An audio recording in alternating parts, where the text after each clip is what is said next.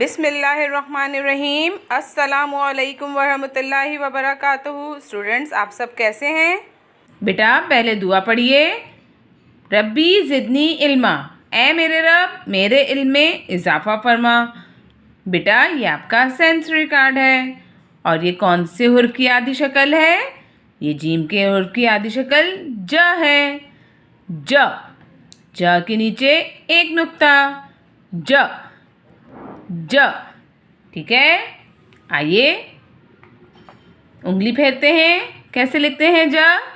देखें, ये पहले एक छोटी सी लाइन है, फिर एक स्लांटिंग लाइन, फिर नीचे आके घुमाया और रुक गए। ज के नीचे एक नुक्ता, फिर से फेरिए। देखें, एक ये छोटी सी लाइन, फिर ये स्लांटिंग लाइन, फिर थोड़ा सा नीचे आके घुमाया और फिर आगे आके रुक गए। ज के नीचे एक नुक्ता। आइए फिर से फेरते हैं। पहले एक छोटी सी लाइन, फिर एक स्लांटिंग लाइन, फिर नीचे आके घुमाते हुए रुक गए। ज के नीचे एक नुक्ता, ज। ठीक है, फिर से फेरिए।